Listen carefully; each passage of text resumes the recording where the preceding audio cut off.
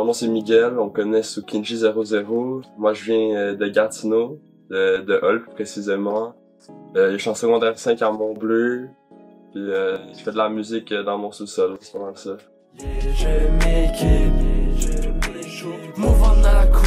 La signification de Kinji, c'est assez vraiment random.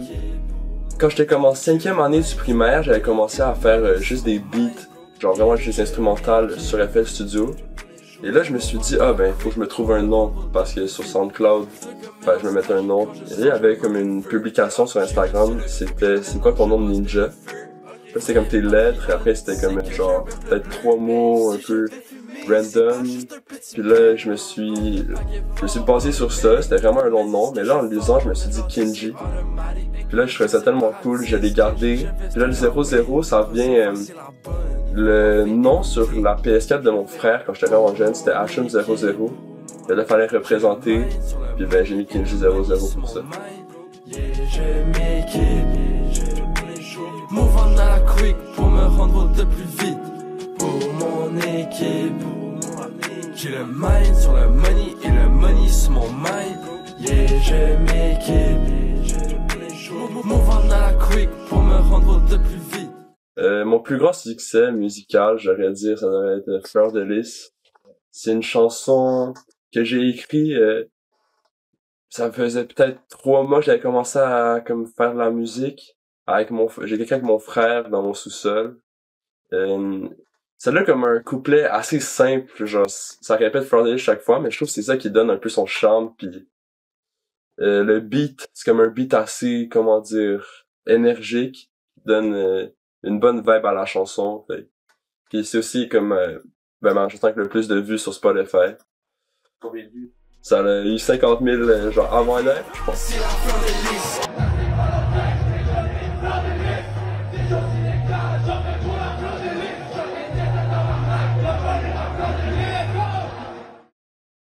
Pour vrai, comme le plus grand stress quand tu montes sur la scène, c'est avant, parce que tu sais pas genre si les gens ils sont là pour toi ou comme j'ai juste fait des premières parties.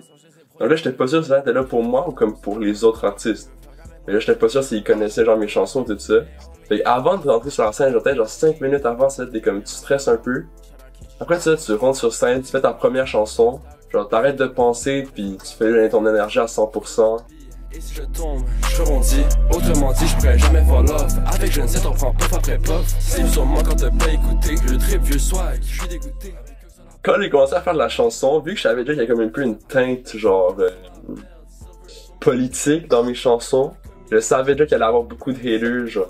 C'est sûr, c'est comme pas la musique faite pour tout le monde, fait que ça me dérange pas tant. Genre j'y vois toutes, c'est sûr, genre je suis pas comme content d'y voir, mais je laisse pas m'atteindre, genre je regarde les messages positifs. Nouvelle journée, same hard shit. On se retrouve devant une production majestueuse de la part de MP66. Genre si j'aurais un mot pour la jeunesse, j'aurais dire suis ta passion, regarde toujours ton but, donne-toi des buts, comme tu peux pas juste te lancer dans quelque chose, puis genre sans voir quelque chose, donne-toi une vision, reste authentique, puis comme écoute pas les haters, il y en aura toujours, ça c'est sûr, tout le monde en a, c'est comme ça que tu sais que tu fais la bonne chose quand les gens ils aiment pas qu'est-ce que tu fais. Ben, pas tout le monde là, mais une certaine partie des personnes n'aiment pas ce que tu fais, c'est que tu sais que t'es sur la bonne voie. C'est ça, continue toujours, pis faut jamais que tu perds espoir.